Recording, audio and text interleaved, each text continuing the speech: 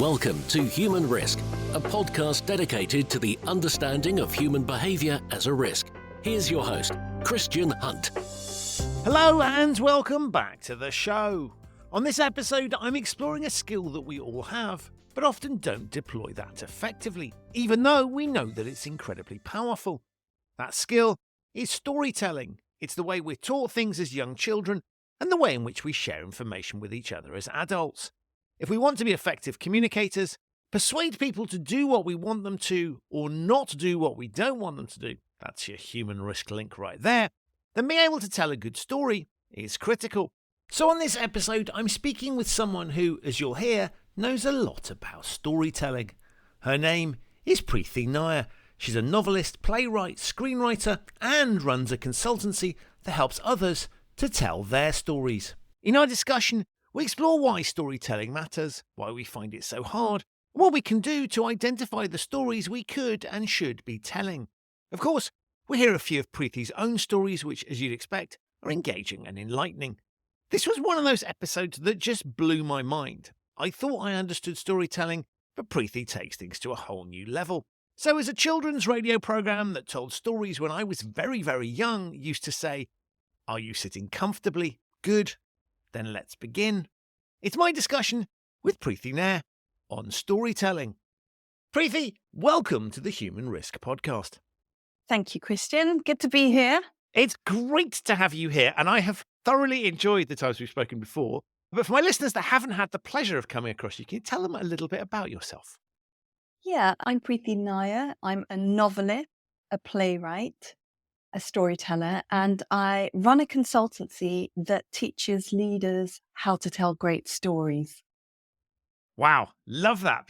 And so much packed into that one thing. You've talked about what you do, and you finished us up there about storytelling. What is it that's got you into a career that is all around stories? I think it's just the power of storytelling and the power of story. And I mean this by not just storytelling as in what stories you tell other people, but the stories you tell yourself are fundamental, and they're just truly life-changing, and they've changed my life. So, I try to share as much as possible around the power of storytelling. We know from our childhoods that we learn from people telling us stories. That's how we get experiences. And it's the basis of a lot of conversation, people sharing experiences they've had, things that happen to them. So there is this innate thing that we all have. And what I find fascinating is, on the one hand, we all have that natural ability where every single person has anecdotes and things they can tell. On the other hand, as you point out, it's not necessarily something that people do in ways that are always beneficial to them, right? The stories that we tell ourselves are significantly important. So I wondered, as you reflect on what makes you good at telling stories, writer, why does people sometimes struggle with that? Why do we need help with something that is natural to us? I think it's because it's been beaten out of us, the culture of storytelling. Because what did we used to do in ancient times? We used to sit around the fire and share. And there is sharing, but it's just quick sound bites now, isn't it? When do we have the time to actually sit and truly listen, A, to ourselves, and B, to other people? Right. And of course, sharing is now easier than, it's ironic, right? Because sharing is easier than it ever has been in the past, and we can reach much bigger audiences. But you're right, it tends to be of the fleeting kind, and it tends to be, it's very curated in some respects if we look at things like social media. And so I love this idea that you're taking us back to, and I think the sort of sitting around the fire telling stories is such a lovely thing. And it's funny because when we get the opportunity to do that, we all love it, right? It's kind of go out camping and sitting around the fire. Yeah. And yet we've moved away from that. And so I guess you're rekindling, pun fully intended with the fire analogy, you're rekindling something that we all innately really enjoy. Yeah, that's it. I'm reconnecting to something that we do quite naturally, but we've forgotten how to do it. And so what's your process for reawakening that in people? It really depends. Sometimes it's by sharing my story. That's the first step very often. Other times it really depends. It depends who the story's for, if I'm working for clients, what do they want to use storytelling for? So it depends. The intention, the outcome is based on the intention, like what's it for, why are we using it, and then we work backwards from there. And so people that come to you are coming with an idea that like intuitively storytelling is a good thing? Have they got a specific mission for the story in mind? How does that work? Very often they have a problem that they'd like to solve, and they think that storytelling might help. So, for example, if we're talking corporate clients, we might have an issue, a client come saying we've got a problem with engagement. Nobody's understanding the corporate messaging. It doesn't really mean anything. Can we put that into a story format that they will not only engage with, but with share? And then I know my work is done if the stories are shared throughout the organization. I know that has been a successful project. Clearly, people that don't think storytelling is valuable are not going to come to you, right? I recognize it's a self-selecting thing. So what you've basically described there is we think this, we recognize the power of the tool, but we just don't know how to go about doing it. And I'm fascinated back to that. It's something that we're all innately born with and recognize the value in. What is it that people struggle with? Because you'd think sort of, well, okay, I know what a good story is because I've heard one at some point in my life. I know. So why can't we just pick that up? What is it? What is it that's missing there? They struggle, and this might seem quite bizarre, but they struggle with what it is that they want to say concisely. So they struggle with the theme. What do I want to communicate? And how do I communicate it succinctly? So fundamentally, it is the theme that a lot of people struggle with. And once they've nailed the theme, the story seems to come quite easily to them. And that's interesting because if we go back to some of the stories that we get told as kids, they're simple. So if I think about parables or I think about some of the famous children's literature, you're right. There's a deceptive simplicity there, right? Which because they've really stripped it down. This is where we want to go with it. And often there's a tried and tested formula for some of these things. And so what I guess is when it's done well, it looks really simple. Is that the point? And actually, it's a little bit harder because you really have to think through what you're trying to get across. And so we might think of storytelling as stuff that comes off the top of my head, but actually you need order and structure to that to be able for it to be an effective vehicle. That's right. And the story structure can be very simple, but you do need a story structure. And the most important thing you need to do is just stick to the theme. Otherwise, you end up rambling somewhere, and it's not concise, and it doesn't get the message across. And so when people come to you, it's very specifically, they have a story is it generally they have a story in mind or a theme in mind and you're finessing that? Or do people sometimes come with a sort of, I'd like to be able to tell a better story and it's more of a blank sheet of paper? How does that work? It really depends. Sometimes if it's an organization, we'd like to be better communicators, and we would like to tell either an organizational story, or we'd like more engagement. We'd like the leaders to be more inspiring. And then it's very often problem solving. Like it could be issues around how do we create a more diverse culture, and how can we share stories to make our culture more inclusive.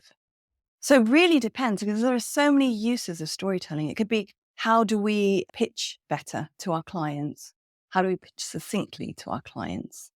So storytelling is a tool, but you have to know why you're using it and for what purpose. And then that then sort of gives me like a guide of how to help you use it. And so they'll give you that and they'll have some sense of the story that they're going to tell to be able to get to that point. And so are you getting them to repeat this story several times? When somebody comes along and says to you, I want to tell a story about X, and imagine they've got some sort of idea about what they want to do.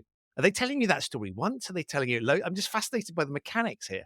No, so how it often works is I have a session with someone and I get them to tell me their personal story from the day dot. And people always start with, "Oh, I went to this university," and it's almost like their lives start when they go to university. It's, And then I did this, and I'm like, it's, no, it's like not it's not LinkedIn Live, right? If you want to- no, it's like, tell me a personal story from the day dot. Tell me, and they're like, but how does this relate to work, or how does this relate to anything that I'm doing? Just go with me. There is a process. So so I help them. No, I don't actually help them. I sit and listen to the story that they tell me from the day, literally, they were born to where they are. And very often there is a theme that is recurring in that story. And my job is to pick out that theme and to reflect that theme back to them. Now, if there is an organizational problem to be solved, like, so we're working on a change project with that client, I'm trying to align their theme with the greater purpose of what they want to do. So there's connectivity and there's authenticity. So what might seemingly seem totally irrelevant is very much relevant, because when you're talking about yourself or what you want to achieve in life or what you want to do, you have to be believable, credible, and authentic. And you can only do that if you can align your theme with a greater purpose. And so what's interesting there is that's pointing towards, you might pick up details or aspects of things that could seem irrelevant, right? Too much detail, don't you? But it becomes significant in the story. And so you're looking for, I guess, these threads of things that become relevant. And so it's not about the most efficient mechanism for delivering facts. It's about how do we bind that together with something that feels like a, as you say, a continuous theme, so that there's something that underpins it. And so I'm guessing sort of, when we're thinking about the delivery mechanism, if we were looking at it and saying, we program a computer to tell us some stuff, this would feel remarkably inefficient. But actually it matters that we sometimes have those deviations off the path, or something that's a sort of relatively trivial fact could be very significant. Yes. So, I mean, I'm happy to give you an example. I think it might work well with an example. But what I do in that process is I sift through what I feel is relevant, what is not relevant, what I pick up on the theme, and then I reflect that back to the person who wants to tell the story. So shall I share an example Yeah, I was with going to you? say So that. maybe Yes, let's it do just that. kind of makes it more real. So I had a CFO come to me, and he wanted to implement a systems way of thinking. And I had no idea what that meant. I'm I so said, pleased "Oh." you said that, because I was thinking, what? Because I've got a rough idea, right? But it I mean, sounds even when he impossible. explained it to me, I still didn't have a clue. So I was like, what does that mean? So he said, we work in insurance. We're an insurance company. And in everything that you do, there is a system. We work in a system. We work with the competitors. We work with the clients. We work with the bids. And in that market, there is a system and a way of doing something. Before you even enter your bid, study the system. So he's trying to get his team to study the parameters in the system that they're working in. Right. So I said, oh, okay. That was so boring. I'm sorry, but it sounded really boring. And I'm thinking, how can we work with this? And Because it's the opposite. basically, I'm reminded of Jerry Maguire, You Have Me at Hello, right? It's the opposite, right? You lost me at systems things. you did, but the idea, but the intention. So as I keep coming back to the intention, was that to create a story that is shared, so his colleagues and everyone else thinks in terms of system. That's what the outcome of Right. of this storytelling. So I said, tell me your story, and he immediately goes to, and I studied at Yale, and I'm like, no, tell me your story from the very beginning. So he was 7 years old and living in China when his father said, let's go to a birthday party in Canada. And he got so super excited because it was the first time he had ever been on a plane and to a birthday party in Canada. So, but he says, it's going to be an adventure. But the only slight thing that here is that we're going to have to leave mummy behind for a little period of time. But let's call him Peter. Peter wasn't bothered about that. So off they went in the middle of the night, took a flight from China to Canada, and they got there and there was no birthday party. In fact, they had to live in a house with 4 other families. They'd left their mother behind because Peter's father was an eminent professor and he had said some quite unpopular things. So he basically had to take his son out of China, and pretty quickly. Now, they left their mother behind and they had to make money. So both of them started working Chinese restaurants. Peter, from a very young age, worked at a Chinese restaurant. And it took them probably about 6 years to bring the mother over. By that time, the marriage had fallen apart. And in Chinese culture, it's important for the son, or the only child, to look after their parents. So he sat down and he did the math. And he said, I've got two households and really I need to get a job in finance, but at the top of my game. So he said, I needed to get a scholarship. And I knew that a Canadian scholarship wasn't going to do it. So I studied the system of how to get into Harvard or Yale, because to everything that you do in life, to finding a job, to climbing the ranks in an organization, there is a system. So I studied the system. I got into Yale. I studied the system of how to get recruited, got recruited, studied the system of how to climb very quickly within this organization. And at a very young age, at 32, he became the CFO. And he said, that is why I would like my staff to study the system, because to everything that you do, there is a system. And I said, great, let's share the story. And I condensed that story into 3 minutes and we shared it. And it was the most viewed story on the intranet because he was honest, he was authentic, and it resonated. His values resonated with what he was saying. Wow. So that's interesting. He's come to you without recognizing the value in that story, right? Obviously he knows it, right? Because it's his story. Mm. But you've basically said, okay, we need to. Is it a case of you find something in something that a story they can tell that makes the point? So if it had been something else he was trying to communicate, I mean, obviously this is a point that the reason he wants to communicate it is that's an authentic part of what he believes in and has got him to where he's got to, and that's something he wants to inculcate and promote in other people. And so we're looking, I guess, for a backstory or an experience that you can share that can support the point that you're trying to make. Yeah. And in all honesty, that was part of an hour and a half conversation. So we spoke about many things in that hour and a half. But I was honing in on, again, comes back to the intention. What do you want to do?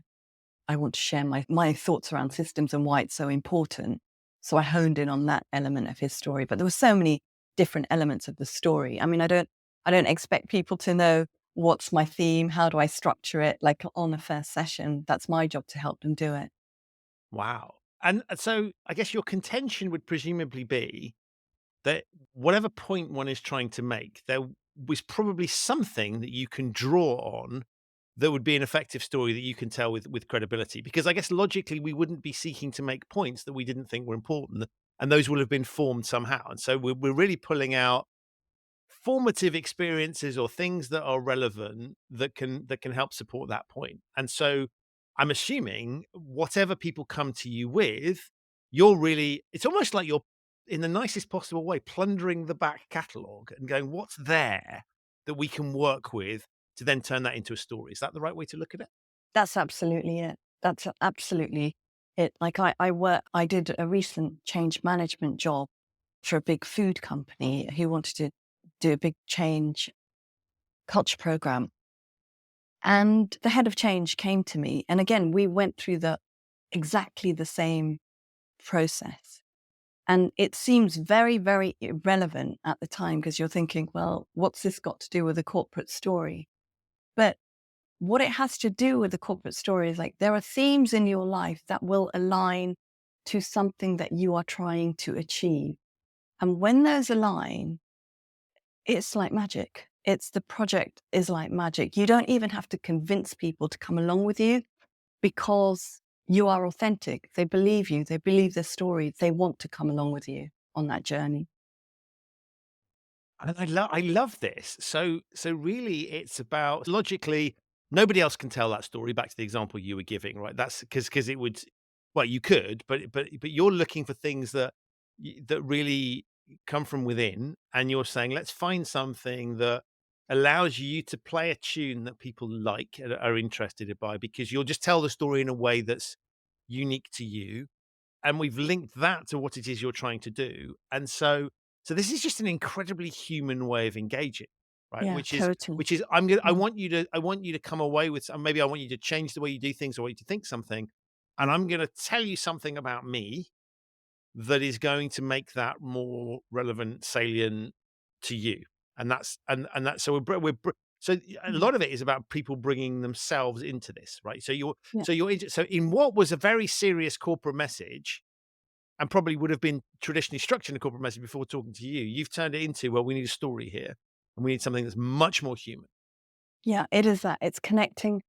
What connects me to you is my shared experience, or not shared experience, my humanity. And that is what I'm trying to draw out.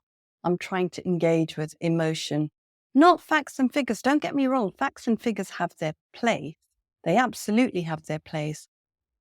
But data combined with story is just so powerful. But, yeah, it's interesting because I love that. I think we talked last time you and I spoke. I love that there's a Jeff Bezos quote where he talks about the power of anecdotes and the data. And he says, if the anecdotes and the data don't agree, we go and get more anecdotes because usually the anecdotes are correct. It's just that we look at the data in the wrong way, right? Because people tend, if you get lots of stories that are pointing in a particular direction, something's going on there. And so that leads to this word that I love, which is anecdata. Let's pull both of those things, right? They're not the same thing, and we should recognize what they are, but we need both of those pieces if we really want to persuade people, because we need to know.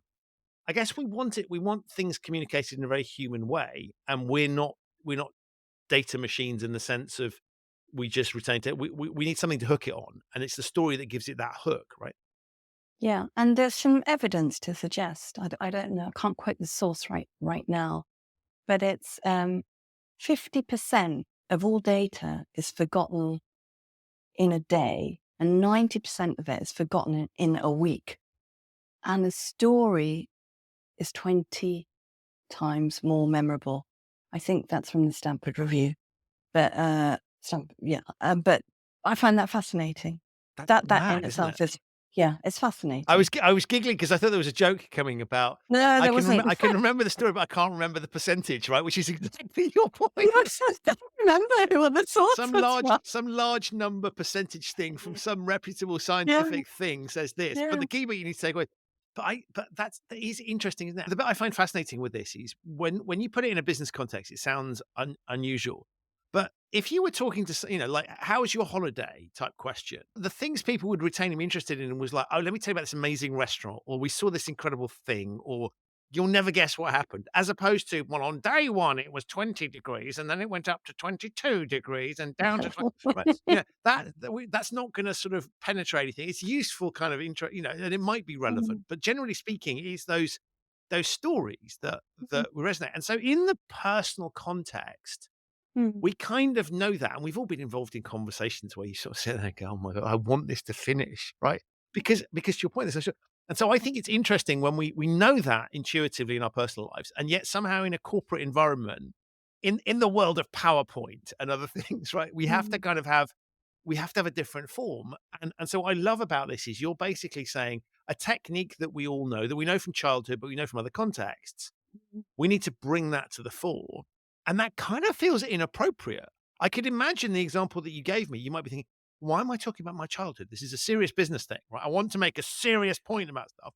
Why am I talking about that? But that's what we remember, and that's what resonates. And that's, to your point around the research, it's the story, the narrative. Somehow it enters into our brains more easily, and we retain it more easily if there's a story there as opposed to just some hard facts or numbers. Yeah, absolutely. And because I do love data. Don't get me wrong. I do love data. I detest data.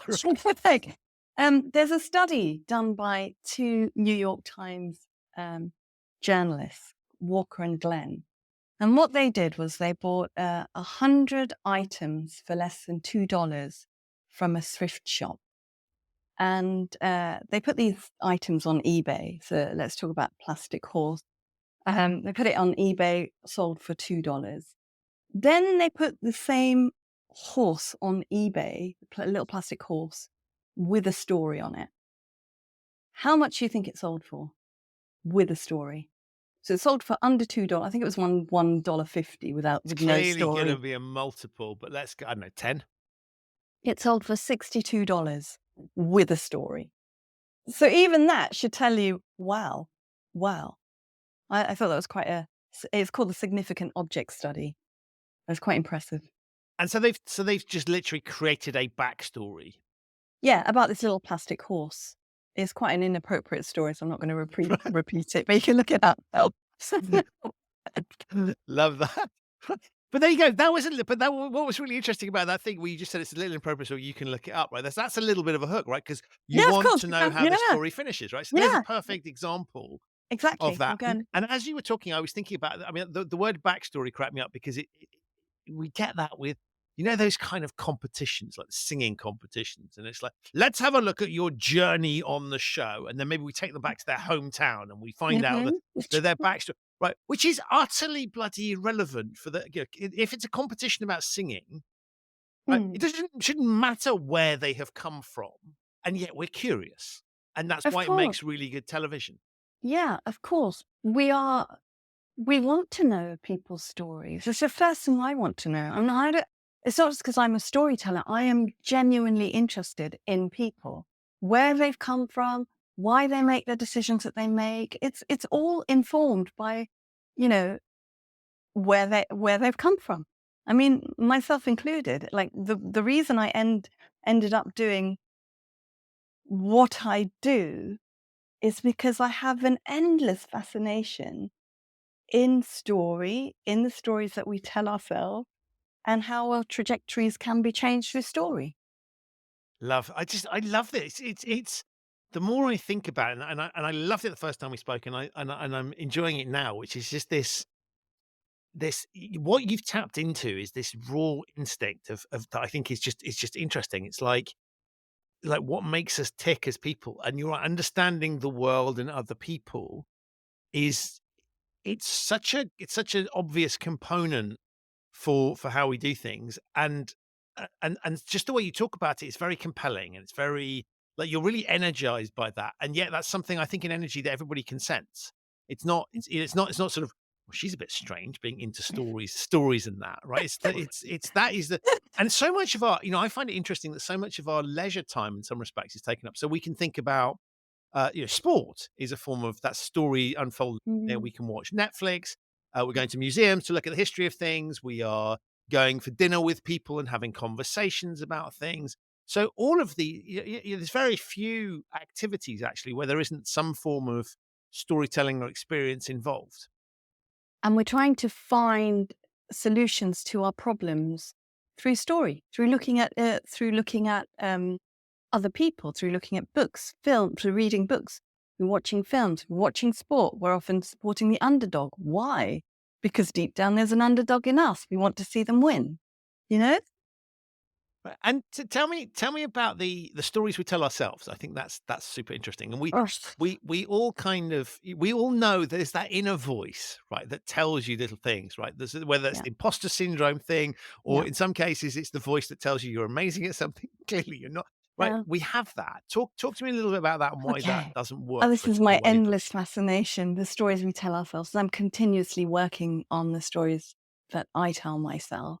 So I'm gonna give you a storytelling example from myself. So the story that I was told from both my parents, they're both immigrants. They both came to London in the early 70s, and they had very little money.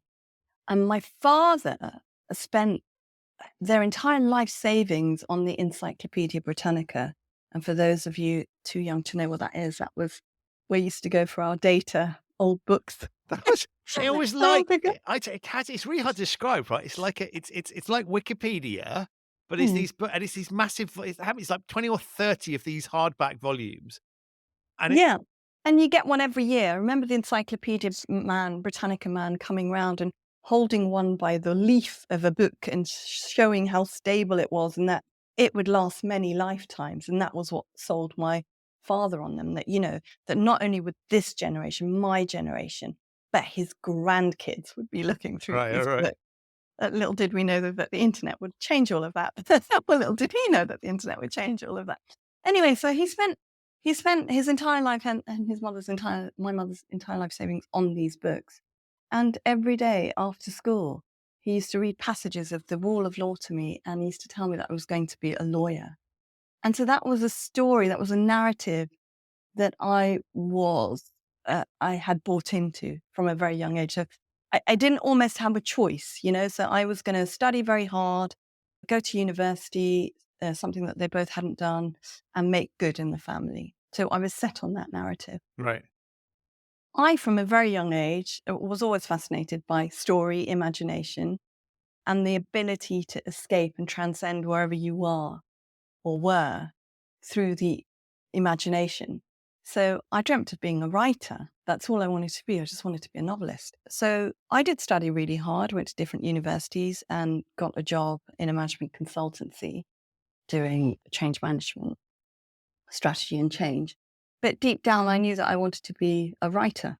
So I wrote secretly every single day. And then I don't know why, but I had this bizarre idea that I was going to be published and sipping wine imminently. So I submitted my book to various publishers, 27 to be precise, Wow. and got rejected by every single one of them. But in the meantime, had left my job because I was so damn sure I was going to be picked up by a publisher. Anyway, got rejected by everyone. Couldn't bring myself to tell my parents that I'd given up a really well-paid job with this notion of following a dream. This bit is quite embarrassing. Put on a suit every day and I pretended to go to work. And I went to the library for a period of 8 or 9 months. And in the library, I thought, you know what? I have the power to walk into a different story. What story would I like to walk into? And I closed my eyes, and it sounds a bit corny, but I imagined the story of where I wanted to be, and I wrote that story down. I was like, I'm a best-selling novelist. My books are translated internationally. I have films being made, et cetera, et cetera. And I wrote it in full Technicolor, and I still have that piece of paper. And I thought, right, okay, I'm a strategist. How do I do it? I'm not going to bore you with how I did it, but to cut a very, very long story short, I set up my own publishing company. I set up my own PR company. I hyped my novel under this alias. So I created this blonde alias who went by the name of Prue. Completely unlike myself. Like, I'm quite shy, quite introverted. She was feisty, fearless of rejection, wouldn't take no for an answer. I literally would call like hundreds and hundreds of journalists as Prue, change my voice, set up the interview for myself, Preethi, do the interview, and got lots and lots of coverage and managed to get my book into the book chart, and eventually ended up signing a 3-book deal with HarperCollins.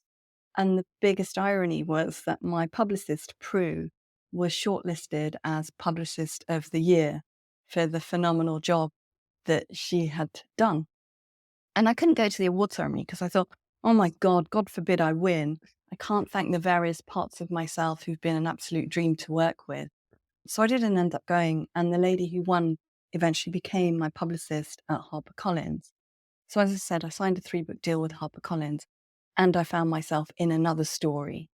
So, and subsequently, I found myself in so many different stories, that I have created, that have come along. But I know the power of storytelling. And if we don't like the story we're in, we have the power to change it. Wow. There's so many things in that I just love, which is you're kind of just like, well, and then I did this, and then I did that, and what I find really interesting is it beautifully illustrates the point you were making earlier, which is we've got enough detail and color there to recognize. We understand what's happening, and we're sort of captivating it because it's moving on. But it's like it wasn't a sort of back to your people telling you the life story thing. The way you just articulated that was very human, and we're riding the roller coaster with you, and we're thinking what's happening. And there's some incredible moments in that. I love this idea of because it's almost a sort of it's a classic trope of people. Oh, we'll walk out. I'm pretending to go to the office. I'm going to put a suit on, pretend to go to the office, and sit on the park bench all day. And you're plotting. So there's lots of really dramatic, fascinating. But the way you told that, I love that. It's super engaging, and the fact that you've made that story your reality, I think, is incredible. I mean, hats off to you, but both for the way you tell the story, but also just for the courage and conviction to kind of see that through. And I like the start point of we've got the Encyclopedia Britannica where you're being, I'll be slightly cruel and say, indoctrinated with this idea that you'll become. Right, if we read her enough stuff about the law, so there's a narrative there of we're going to tell you stories about the law so that you're going to do things, and you decide I'm going to tell myself a different story. Yeah, it's not just the narrative about the law. It's a set an expectation of, if you listen to my father's story is just absolutely mesmerizing and incredible. He's from a little village with no electricity, no running water, absolutely no education. And he got sent to school because he was he was very talented, and it was just a local school. But my father left, doing sort of menial jobs, like menial. I mean, that's probably the wrong word, but I don't know, picking up other people's luggage, or making tea as a tea boy, or just in service of other people, until he joined a company. And my father's thing was that he joined this company carrying other people's bags, what's known as a poon in India. And my father's thing was always to dress sharply in a sharp suit. And the CEO mistook him for someone quite high up in the organization, because he was snazzily dressed. And he asked my father what department he was in. And my father said, I'm in every department. Because what do you mean? And he said, I carry the bags. And he was saying, you do what? And he said, come with me. He said, do you think you could learn to speak Spanish in 6 weeks? And my father said, yes. So he went off and he studied Spanish. And he was given a job in Panama. He was given a job to set up an office in Panama. So it's bizarre. So on the one hand, I listened to these bizarre stories of possibility told to me from a very, very, very young age from my father. And I'm also in a story that he wants me to be in, but that's not necessarily of my choosing. And I completely understand the reason of why he wants me to be in the story, because he understands what real struggle is. He understands what it is like not to be able to eat. And, so he doesn't want that for me. And his motivations are from security. And you can only have freedom and the ability to choose once you've got a basic level of security. So he gave me that gift to dream. Do you see what I'm saying? No, I love that. That's really, really interesting. But let's look at all of our histories and where we've come from.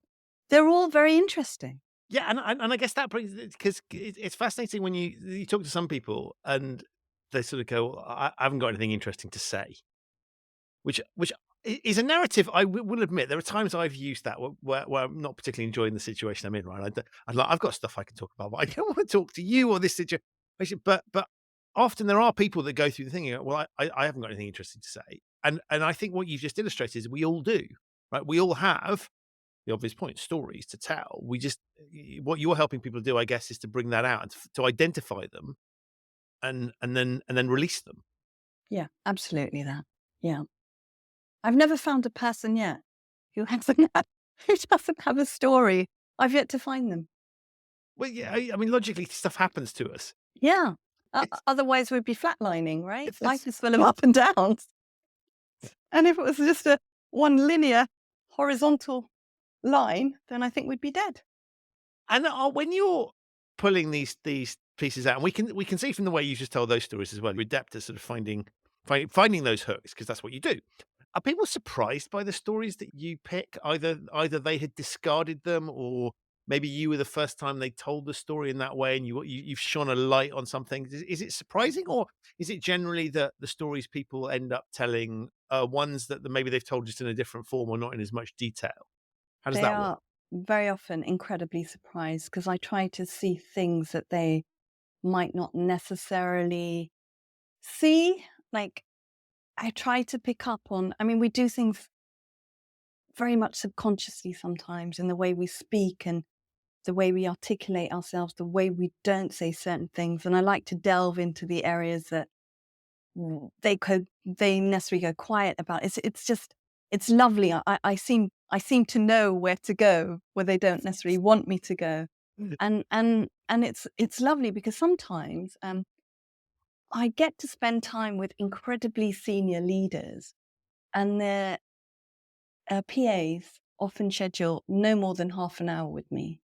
But I end up spending a good 2-3 hours with them, because very often I am the first person who they've actually told the truth to, if that makes sense. I Yeah. mean, the absolute truth, not a version Not the of varnished the kind of, truth. yeah. No, not the sugar-coated. And then this happened, and then I studied at Yale, and then I became the CFO or the CEO or the... Do you know? Yeah, They're yeah. talking to me about really messy bits. And it's a great privilege, because none of that stuff gets put into to what I do, but it makes them who they are. And it's all equally important, if that makes sense. It's the Right. mess that's important. Right. And I would imagine the way you've just talked about that exercise is that you have to go through that process because actually, the reason that people need your help and thinking about it is that there are some gems in there, they just don't know what they are. And maybe the story they've chosen is the wrong one, or the way they're presenting it is that the thing we all expect to do, right? It's slick, the sort of well, you might tell the way Donald Trump tells stories, right? He's never failed at anything, always been incredibly successful. There's always this, and so we have this, I guess, this treasure trove of stuff, but we that either we're not communicating in the right way or picking in the right, or we may be picking completely the wrong thing. And so you almost need to open that up and go through what's there to work out where you think it might be worth pulling things out and focusing on stuff. And so that might be something they have focused on before, I'm guessing, or might be something that they've never thought about sharing with anyone before, but actually it's really powerful. Yeah.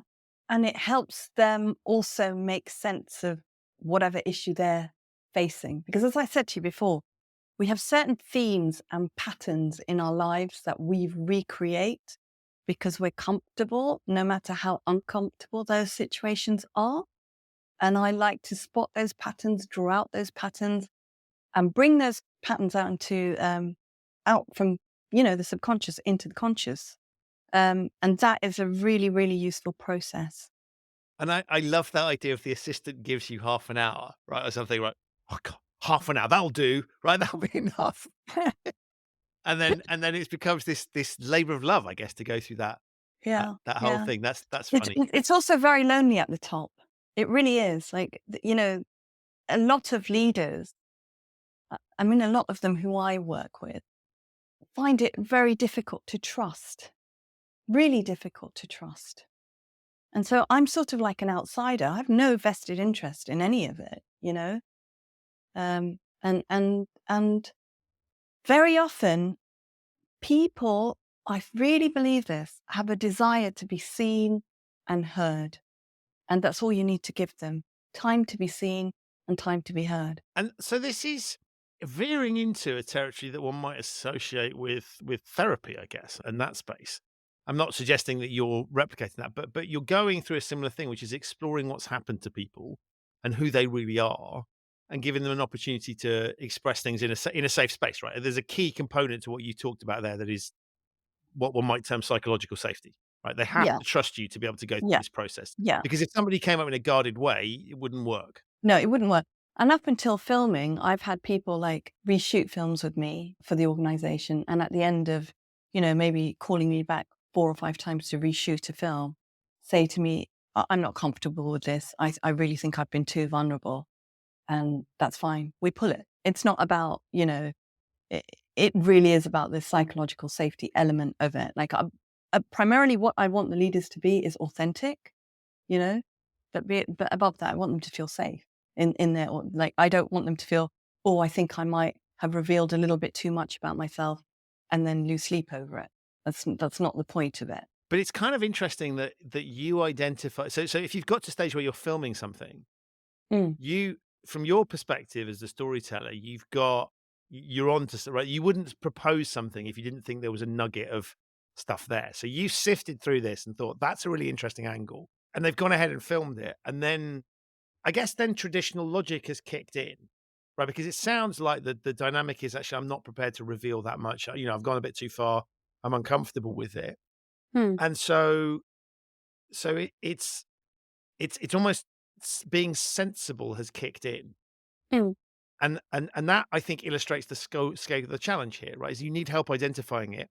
You then have to have that wherewithal to carry it through, and for some people that's going to be quite challenging, and it's going to feel quite threatening. And so I like this idea of you going back and doing it multiple times. I think is really illustrative of the nature of the dynamic. This, in other words, this isn't easy because lots of these people, I guess, have spent time talking in a particular way, communicating a certain way, telling certain stories, and I guess it's almost like they've learned a habit, and you want them to Yeah. unlearn that habit and Yeah. think about things differently, and Yeah. and that's really hard. They've spent years curating an image, so who they are is not necessarily that the image that they project. They've moved a little bit away from themselves. So it's my job is, what I'm trying to capture is authenticity, because if I am authentic and believable as a leader, you will follow me, Hmm. you know? But sometimes people spend an incredible amount of time curating who they think they should be as a leader, if that makes sense. Yes, yeah, I yeah, don't yeah, know. yeah. So Yeah? it's what do leaders do, right? So I Yeah. need to conform to that stereotype. Yeah. And I always think it's interesting when you look at sort of diversity efforts, where often organizations, well, we need to, we need the boardroom photo to look different. That's just Hmm, some analysis, right? So hmm, we hire some people in, and we don't think about the inclusion part of that. And what we do hmm, is we then expect them to sort of conform to, well, yeah, we want the photos to look diverse, job done. Actually, well, we're just going to continue to run meetings in the way we've always run it. We're still going to have promotion processes. And so you don't get, those people don't have that opportunity to be themselves. So you've dealt with the visuals, but you haven't dealt with hmm, the actual underlying bit. hmm, And I think that's illustrative of the kind of, you don't then get the benefits of the diversity, and it becomes this game that we all have to play. And so in a way, you're breaking the rules of the game. You're saying, actually, tell some story. You may be telling a story you've never told before. You may be putting a different, not well, it's maybe you're not putting a spin on it, right? You're talking much more about what's actually happened. And so that's challenging and difficult. And if the rules of the game that you've been following up until that point have, you've succeeded by telling a different story, I can see why that's hmm. hard. Yeah. And how will I be perceived by my peers is a big one. What will they think? There's so much that goes on, but there's a process to this. It's not like I suddenly turn up and film them. It's like, I've shown You them don't what, know who I am, but yeah, yeah. right. Like it's like, oh, I've shown them what the beginning, the middle, the end looks like. It's in their own words. So it's not like I force them to say anything but it's on reflection. It's like, actually, should I really be being that vulnerable? That's a huge element. But that's fine. It gets pulled if that's the case. I don't want to do anything they're not comfortable with. Right. And actually, what I find fascinating with a lot of these things is that, it'll be useful exercise for them, Yeah. regardless of whether, so they may choose not to go public with that piece, but actually just in terms of where their heads are at, or just the experience of going through it is valuable. But obviously, ultimately, to your point is, and it's interesting because we started this by talking about the stories we tell ourselves. So maybe all that's changed is that they're telling themselves a different story, but actually the story they want to tell to everybody else is the one that they've continued to tell, or maybe a tweaked version of it, in that you've had some form of impact. So I guess the ultimate aim is the story you tell others to be different, but maybe it is just the story you tell yourself. Yeah. I think that I always come back to the story you tell yourself is so fundamental, because it governs and guides how you live your life. And if you tell a different story, you have a different life. It's as simple as that. Which is sounds really simple, and is, right, in some respects, because I think this sort of, whether you call it mental models or mindsets, there's all sorts of words for it. But ultimately, you're right. It's we write the script, and I love Mm. this. I really like this analogy of life is just life is a performance. It is. And I'd like to share another story just to illustrate this. So I was in my mid-40s, and from the outside, had quite a really comfortable life, as in it looked good on the outside.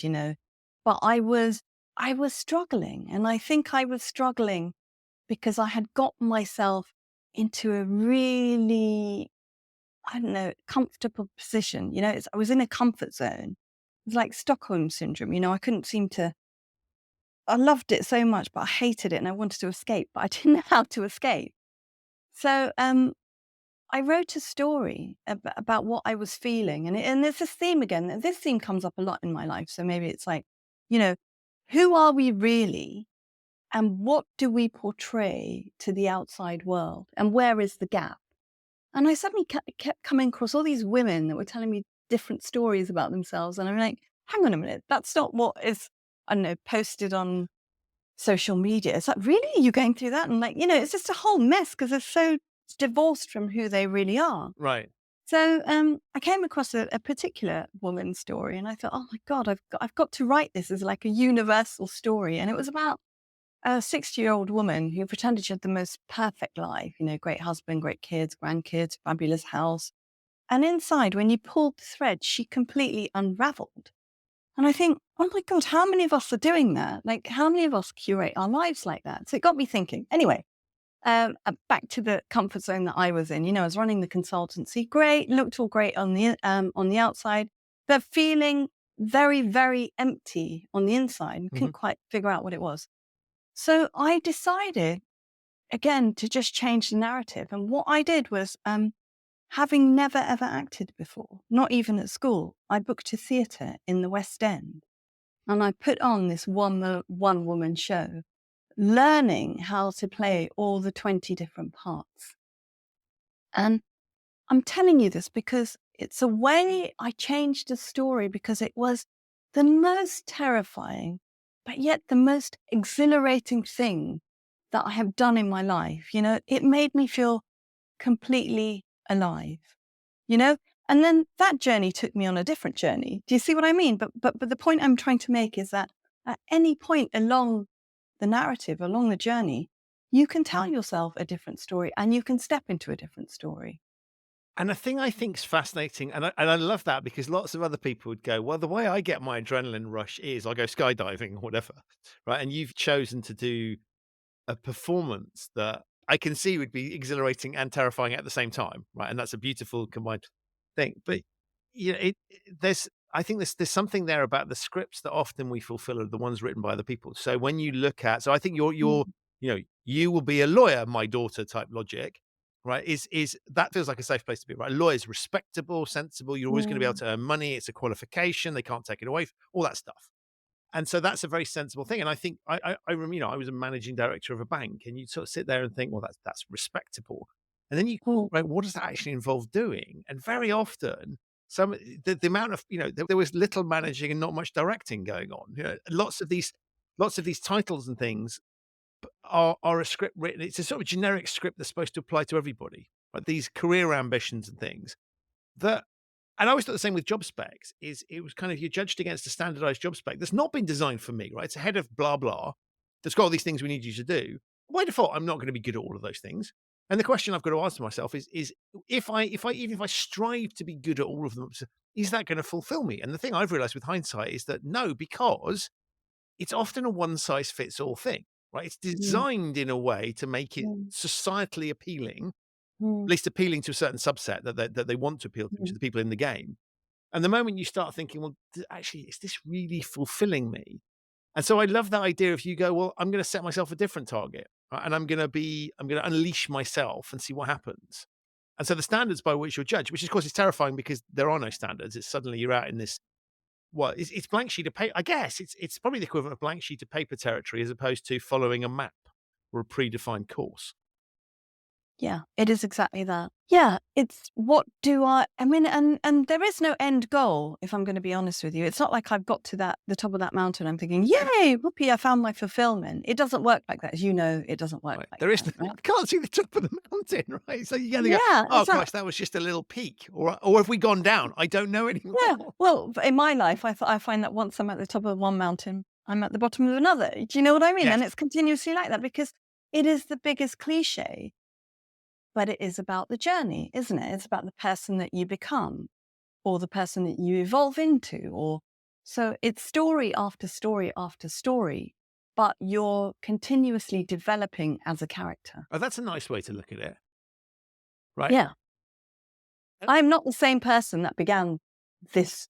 Obviously I'm not the same person that began the journey, but I'm continuously evolving every time I put myself in a different story. And that's what characters do.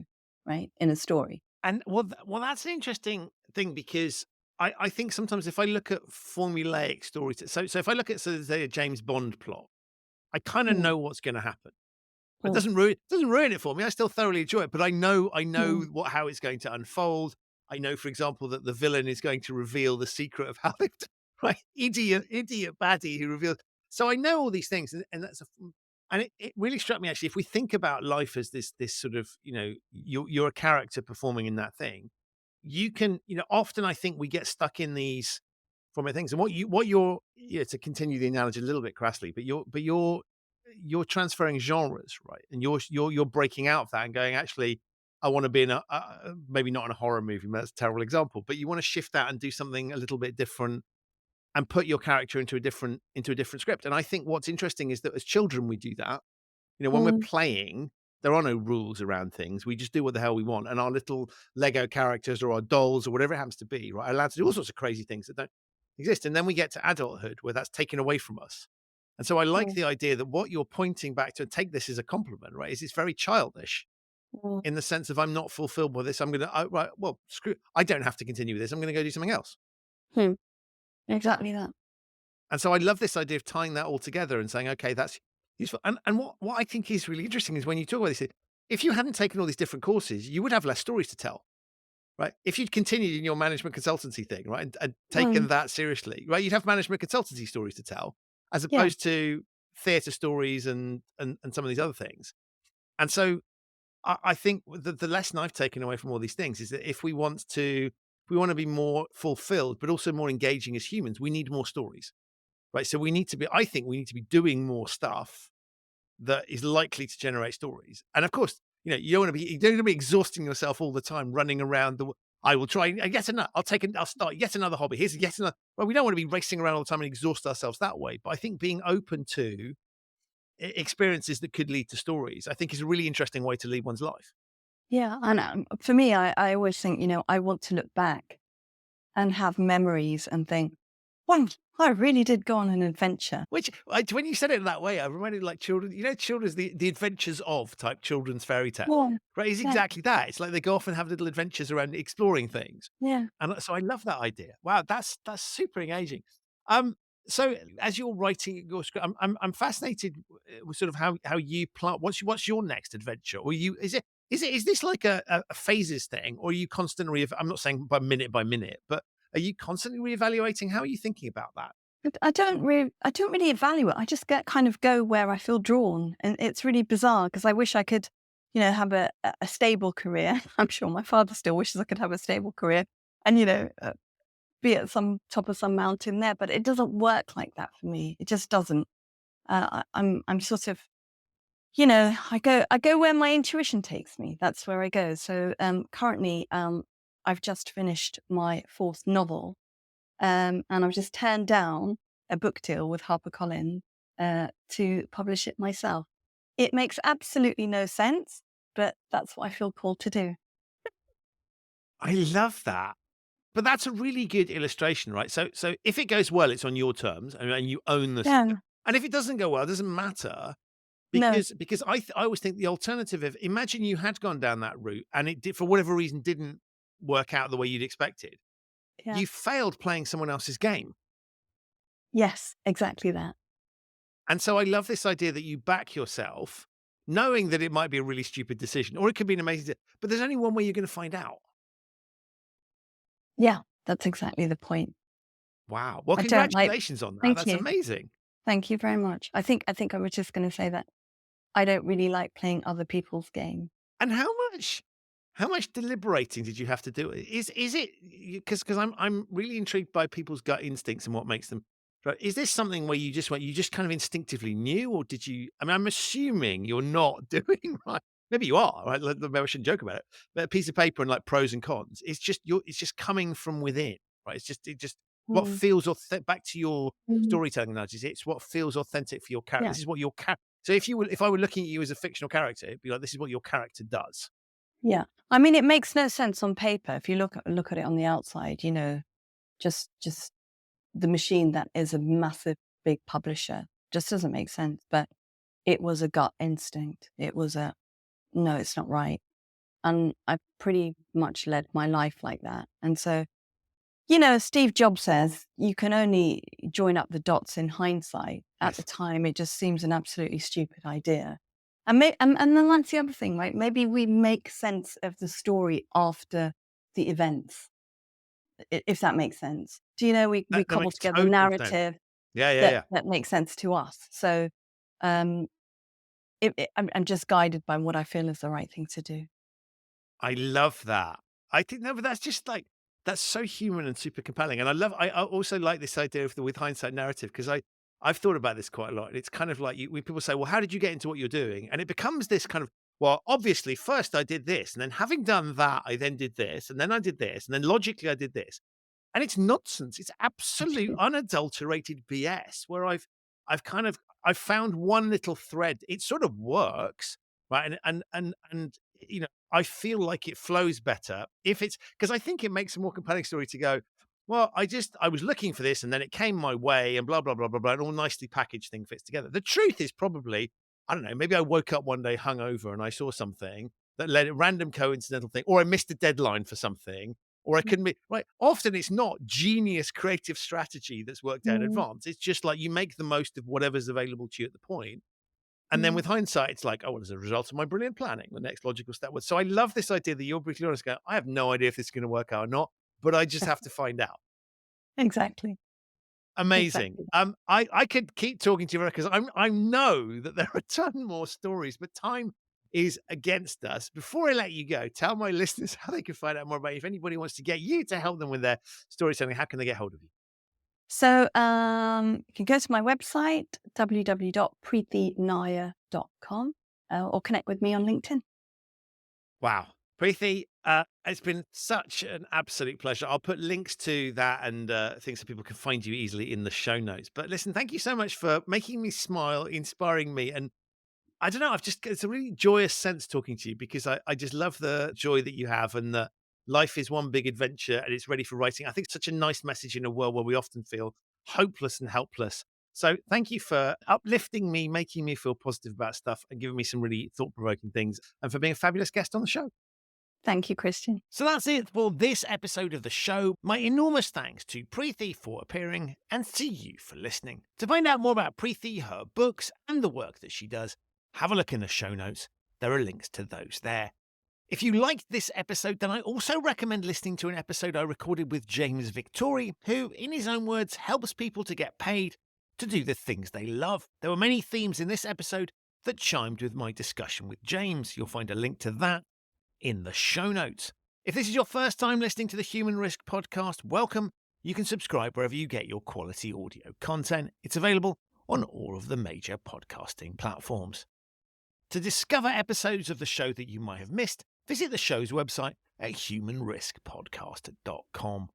I'll be back very soon with another episode of this show, but in the meantime, stay safe. Remember that stories are there to be told, you just have to find the right ones.